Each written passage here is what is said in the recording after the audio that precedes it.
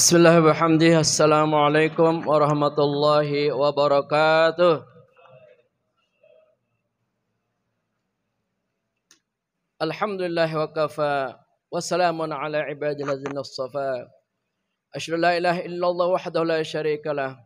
Wa asyhadu anna Muhammadan abduhu wa rasuluhu la nabiyya ba'dah. Allahumma shalli wa sallim wa barik ala sayyidina Muhammadin wa ala alihi wa sahbihi ajma'in. فيا عباد الله أوصيكم ونفسي بتقوى الله وطاعته لعلكم تفلحون. قال الله تعالى في القرآن الكريم وهو أصدق القائلين أعوذ بالله من الشيطان الرجيم يا أيها الذين آمنوا اتقوا الله حق تقاته ولا تموتن إلا وأنتم مسلمون. صدق الله العظيم. الله أكبر الله أكبر الله أكبر الله أكبر الله أكبر الله أكبر الله أكبر الله أكبر الله أكبر الله أكبر كبيرا والحمد لله كثيرا سبحان الله بكرة وأصيلا لا إله إلا الله وحده لا شريك له له الملك وله الحمد وهو على كل شيء قدير. Para jamaah kaum muslimin dan muslimat, jamaah yang kami cintai dan kami banggakan, Masjid At-Tawabin yang berbahagia, alhamdulillah kita bersyukur pada kesempatan pagi hari yang indah, damai dan sejuk serta berkah ini. Dengan izin dan dengan rahmatnya lah kita bisa menyempatkan waktu untuk bersama-sama hadir menikmati indahnya, bahagianya kebersamaan dalam melaksanakan ibadah salat Idul Adha yang disyariatkan kepada kita. Moga-moga rangkaian salat Idul Adha yang kita laksanakan pagi ini akan menambah rasa iman dan takwa kita, dan kita akan mendapatkan ridha dan ampunannya di akhirat nanti. Amin amin ya rabbal alamin. Salawat dan salam tak lupa kita sampaikan kepada yang mulia, suri tauladan umat seluruh manusia. Beliau adalah Nabi kita, Nabi besar Muhammad sallallahu alaihi wasallam. Begitu juga kepada segenap keluarga dan para sahabatnya. Insyaallah kelak di akhirat beliau akan memberikan syafaat kepada kita sehingga Allah memperkenankan kita masuk ke dalam surga seluas langit dan bumi tanpa hisab. Sebagaimana biasa, khatib penguali merupakan bagian dari rukun khutbah. Khatib berwasiat kepada diri saya dan kepada para jamaah sekalian, marilah kita bersama-sama senantiasa meningkatkan kualitas ketakwaan kita kepada Allah Subhanahu wa taala dengan cara melaksanakan semua perintahnya dan menjauhi larangannya. Hadirin para jamaah kaum muslimin dan muslimat, jamaah salat Idul Adha yang kami cintai dan kami banggakan. Sungguh Allah telah memberi nikmat sangat banyak sekali. Nikmat jasmani dan rohani. Nikmat harta tiada henti. Jika kita menghitung nikmat, walau dengan alat yang hebat, tentulah tidak akan didapat menghitungnya secara cermat. Untuk mensyukuri nikmat ini, dengan sholat setiap hari, sujud menyembah ilahi Rabbi sampai ajal menjemput nanti. Berkorbanlah jikalau mampu menyembelih binatang tertentu, sapi, onta, dan juga lembu. Silahkan dipilih salah satu. Yang membencimu itu pasti terputus dari rahmat ilahi. Berkah terputus dengan sendiri. Alangkah rugi hina sekali. Syair-syair indah yang saya baca ini merupakan kandungan dari salah satu surah yang terpendek yang kita hafal bersama dari sejak kecil, yaitu surat Al-Kautsar, berkenaan dengan pelaksanaan salat Idul Adha dan pemotongan hewan korban pada kesempatan ini. A'udzu billahi minasyaitonir rajim. Bismillahirrahmanirrahim. Inna a'tainakal kautsar. Fasholli li rabbika wanhar. inna syani'aka huwal abtar. Dari ayat yang pendek ini, kita dapat mengambil pembelajaran yang sangat berharga. Pertama, Allah Subhanahu wa taala begitu banyak menganugerahkan kepada kita nikmat demi nikmat, tiada henti. Terus turun kepada kita. Baik nikmat yang bersifat jasmani maupun nikmat yang bersifat rohani. Nikmat jasmani adalah nikmat lahiriah yang kita rasakan, yang kita nikmati, baik bentuknya makanan, minuman, tempat tinggal, kendaraan, kesehatan, dan lain sebagainya.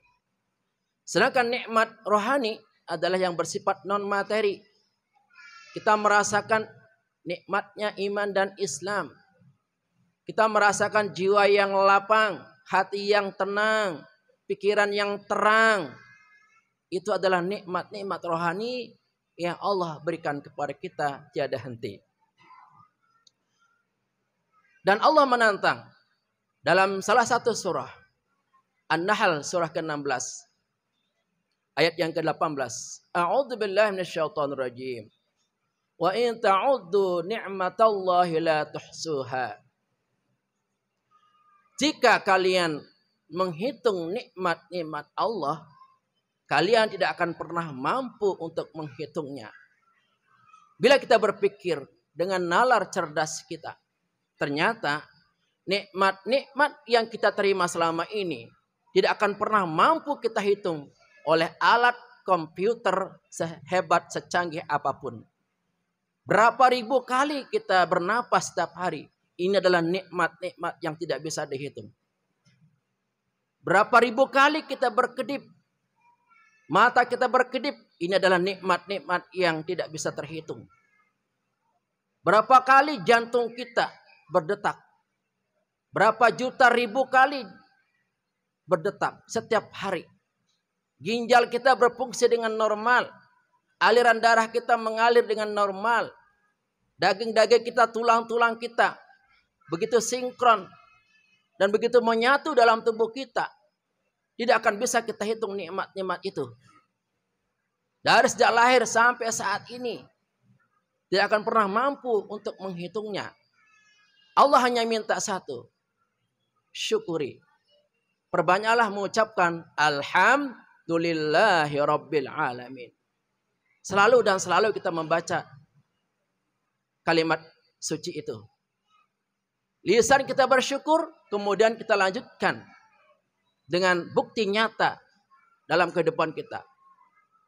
Dalam surat Al-Kautsar ternyata bersyukur itu tidak cukup hanya mengucapkan alhamdulillah rabbil alamin. Kita buktikan rasa syukur kita dengan melaksanakan ibadah salat setiap hari. Baik salat fardu maupun salat sunnah. Berarti orang yang hanya mengucapkan alhamdulillah, kemudian dalam kehidupannya tidak mau melaksanakan ibadah salat, orang tersebut belum dikatakan telah bersyukur terhadap nikmat Allah Subhanahu wa taala. Kaum muslimin dan muslimat Masjid At-Tawabin yang kami cintai. Allahu akbar, Allahu akbar, Allahu akbar, walillahil hamd. Salat ini adalah suatu kewajiban yang disyariatkan pada kita bersifat abadi sampai akhir kehidupan kita. Salat ini didesain oleh Nabi kita, oleh Allah Subhanahu wa taala dengan cara yang sangat mudah. Kemudian pada waktu-waktu yang tidak mengganggu aktivitas kehidupan kita. Bila kita mengaku sebagai seorang yang beriman dan mengakui betapa besar Allah memberikan nikmat kepada kita, maka kepala kita akan rela bersujud 5 kali sehari semalam. Setelah kita sholat, kita akan merasakan suatu kebahagiaan dan kenikmatan dalam jiwa kita. Ingatlah, setiap kita bersyukur akan melahirkan kenyamanan, ketenangan, dan kelapangan dalam hidup kita. Berarti dapat dipastikan, orang yang tidak mau sholat tidak akan pernah lapang hatinya. Tidak akan pernah nyaman batinnya. Walaupun 1000 kali, 1.000.000 kali mengatakan alhamdulillah setiap hari. Kalau tidak sholat, maka jiwanya akan tertutup, akan tertekan. Tidak ada cahaya sholat masuk ke dalam hatinya. Maka mana mungkin kita hidup tenang dan bahagia di dunia ini bila berani meninggalkan sholat. Dan resikonya, hukumannya terlalu besar bagi orang-orang yang tidak mau sholat. Jangankan orang yang sholat, orang yang menunda-nunda sholat itu pun kena ancaman. Fawailul lil musallin. Maka celakalah orang-orang yang sholat. Alladzina hum an sholatihim sahun. Yaitu orang-orang yang lalai dalam sholatnya. Tidak menganggap bahwa sholat itu adalah hal yang terpenting dalam hidupnya. Yang terpenting adalah bekerja. Yang terpenting adalah menambah harta benda. Yang terpenting adalah melakukan bisnis dan lain sebagainya. Itu adalah kekeliruan yang salah. Tugas pokok kita sebagai hambanya adalah beribadah melalui sholat 5 waktu ini. Jangan sampai gara-gara kita asik sibuk dengan dunia, kita rela begadang sampai pagi demi dunia, sementara sholat kita tinggalkan dan kita abaikan. Maka Allah mengatakan celaka hal seperti itu. Kalau Allah mengatakan celaka, pasti tidak akan mungkin itu akan dibatalkan ayat itu. Makanya lihatlah orang-orang yang mengabaikan sholatnya pasti mengalami suatu kendala dalam hidupnya. Pasti ada masalah-masalah yang memberatkan hidupnya. Karena Allah tidak akan berkenan memberikan rahmatnya kepada mereka-mereka yang mengabaikan sholat. Ancamannya sangat berat. Orang yang sengaja meninggalkan sholat, dia dihukumkan kafir, kata Nabi. Man taraka as-shalah muta'ammidan faqad jahara. Faqad kafara jahra. Barang siapa yang meninggalkan sholat dengan sengaja, maka dia telah kafir. Meninggalkan, mengabaikan, dan mengingkari perintah Allah Subhanahu wa ta'ala. Apalagi kita sengaja meninggalkannya. Tidak pernah kita sholat sama sekali dalam hidupnya. Jangan harap kita masuk surga. Orang-orang yang tidak mau sholat dalam hidupnya disediakan di sebuah tempat di neraka namanya Saqar. Penduduk neraka Saqar nanti ditanya, ma salakakum fi Saqar? Apa yang menyebabkan kalian masuk ke dalam Saqar? Mereka kompak sepakat menjawab, qalu lam nakum minal musallin.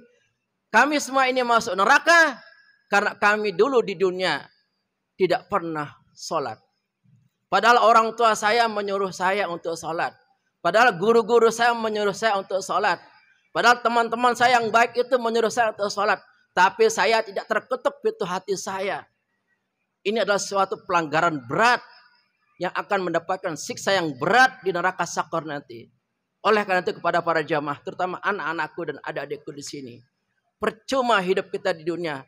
Tidak ada arti dan maknanya hidup di dunia. Walaupun kita berumur 1000 tahun, 2000 tahun. Kalau tidak ada sholat, itu tidak ada maknanya di hadapan Allah Subhanahu wa ta'ala. Oleh karena itu, jangan pernah berani kita meninggalkan sholat. Meninggalkan sholat sama artinya kita memutuskan kabel keimanan kita. Kabel spiritual kita. Dan ini yang membuat rumah tangga kita akan mengalami suatu goncangan bila di antara keluarga itu tidak ada sholat. Tetapi kalau di antara keluarga itu semuanya sholat, keluarga kita itu akan diliputi rasa bahagia, tenang, nikmat, sakinah, mawaddah, warahmah. Jadi para jamaah sekalian dan anak-anakku semuanya melalui mimbar khutbah Idul Adha ini. Karena ini kaitannya dengan kita bersyukur kepada Allah. Ayo sama-sama kita makmurkan masjid ini. Tidak ada salahnya kita berjuang melawan diri sendiri. Bila azan memanggil, kita segera melangkahkan kaki kita. Tidak berat. Yang penting ada kemauan dan keinginan dan kesungguhan kita. Maka Allah akan meringankan kaki kita, hati dan akal kita untuk datang ke masjid ini. Jangan sampai urusan-urusan dunia, entah kemana, urusan-urusan berat malah kita bela habis-habisan dengan biaya-biaya besar. Tapi untuk urusan sholat yang gratis tidak pakai biaya, kok kita berat. Ini adalah suatu pelanggaran yang mesti kita perbaiki bersama. Kita tobat bersama sebelum ajal itu tiba. Yang kedua, cara kita bersyukur adalah dengan berkorban. Alhamdulillah, di masjid ini beberapa jamaah kita berkorban. Itu sebagai tanda syukur. Kita doakan semoga yang berkorban tahun ini 8 ekor kambing dan 1 ekor sapi, kurbannya diterima oleh Allah Subhanahu wa taala. Rezekinya berlipat ganda. Berkah demi berkah akan diberikan. Serta keluarga dan anak-anaknya semuanya mendapatkan rahmat dan mendapatkan lindungan dari Allah Subhanahu wa taala. Dan mudah-mudahan tahun depan di antara para jamaah kita bisa berkorban kembali. Bagi yang sudah berkorban, boleh berkorban setiap tahun. Bagi yang belum berkorban, seandainya ada rezeki, kita niatkan dari sekarang. Kita bisa patungan 7 orang untuk membeli seekor sapi. Atau kita punya dana pribadi membeli seekor kambing. Insya Allah dengan korban ini akan mewujudkan rasa syukur kita kepada Allah Subhanahu wa taala. Islam adalah agama sosial. Tidak boleh dalam Islam ini adanya kepentingan, egoisme, kesombongan dan lain sebagainya. Islam mesti berbagi dengan harta benda yang kita miliki. Minimal dengan senyum kita berbagi. Dengan akhlak kita berbagi. Andai kata tahun ini kita tidak bisa berkorban, kita bisa berkorban dengan cara hidup kita, dengan senyum ramah kita, dengan akal kita, dengan pikiran ide-ide kita yang terbaik, dengan cara kerjasama, dukung-mendukung, saling mengasihi, saling menyayangi. Itulah bentuk pengorbanan secara umum yang bisa kita lakukan. Jadi Islam tidak menghendaki kita hidup sendiri-sendiri. Islam adalah sifatnya berjamaah. Melakukan apapun dengan berjamaah itu adalah suatu hal yang sangat baik dan positif untuk membangun citra penduduk kita di sini, kampung kita di sini, warga kita di sini menjadi muslim dan muslimah yang guyup dalam persatuan dan kesatuan. Kesatuan dalam iman Islam, kesatuan dalam persaudaraan antara kita.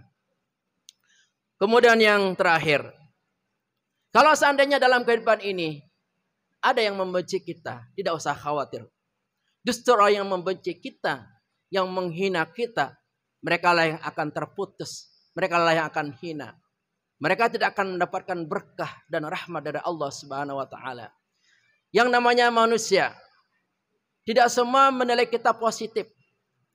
Walaupun kita berbuat baik maksimal, belum tentu semuanya suka dengan kita. Ada saja mereka yang benci, nyinyir dengan kita, tidak suka dengan kita. Maka terhadap orang-orang seperti ini, Allah mengatakan, Inna syani'aka huwal abtar. Orang yang membencimu dengan mulutnya, dengan sikapnya, sesungguhnya dia yang terputus. Tidak akan mendapatkan berkah dan rahmat darinya. Oleh karena itu di dunia ini adalah tempat kita berlatih. Melatih iman kita, melatih kesabaran kita. Kalau seandainya ada yang membenci kita, menghina kita, kemudian merendahkan kita, sabarlah dan doakan. Semoga dia mendapatkan ampunan Allah Subhanahu wa taala. Lapangkan hati, maafkan, jangan dibalas dengan keburukan.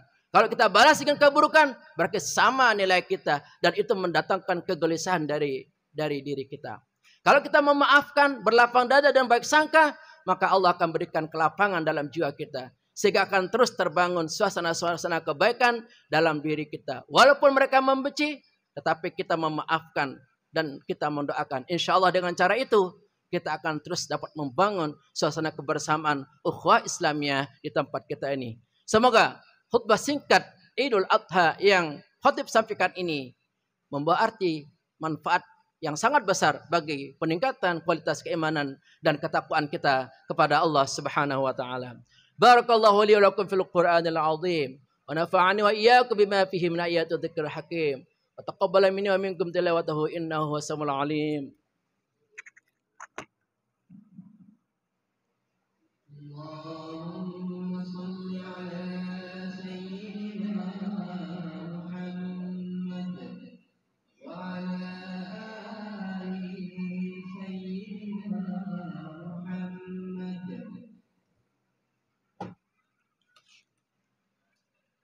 Allahu Akbar. Allahu Akbar. Allahu Akbar. Allahu Akbar. Allahu Akbar. Alhamdulillah ala ihsanih. Wa syukru lahu ala taufiqih. Wa amtinanih. Wa asyhadu an la ilaha illallah wahdahu la syarika lah. Wa asyhadu anna sayyidina Muhammadan abduhu wa rasuluh. Ad-da'i ila ridwanih. Allahumma salli ala sayyidina Muhammadin wa ala alihi wa ashabihi wa sallim tasliman katsira. Amma ba'du. Fa ya ayyuhan nas ittaqullaha fima amar wa antahu amma naha wa'lamu anna Allaha amarakum bi amrin bada'a fihi bi nafsihi wa sanna bi malaikatihi bi qudsihi wa qala ta'ala inna Allaha malaikatahu yusalluna 'alan nabi ya ayyuhalladzina amanu sallu 'alaihi wa sallimu taslima. Allahumma salli 'ala sayyidina Muhammadin sallallahu alaihi wasallam wa 'ala ali sayyidina Muhammadin wa 'ala anbiya'ika wa rusulika wa malaikatil muqarrabin. Wardallahumma 'anil khulafa'ir rasyidin Abi Bakr wa Umar wa Utsman wa Ali wa an baqiyatis sahabati wa tabi'in lahum bi ihsanin ila yaumiddin. Warda 'anna ma'ahum bi rahmatika ya arhamar rahimin. Allahumma ighfir lil mu'minina wal mu'minat wal muslimina wal muslimat al ahya'i minhum wal amat. Allahumma 'izzal islam wal muslimin wa adhil syirka wal musyrikin wansur ibadakal muhdiyah wansur man nasraddin wa khudul man khadal muslimin wa damir a'da ad-din wa 'ali kalimatika ila yaumiddin. Allahumma dafa'an al-bala wal waba wal zalazil wal mihan ma zahara minha wa ma batan an baladina Indonesia khassah wa sairil buldanil muslimina 'ammah ya rabbal alamin. Rabbana atina fid dunya hasanah wa fil akhirati hasanah wa qina adzabannar walhamdulillahi rabbil alamin.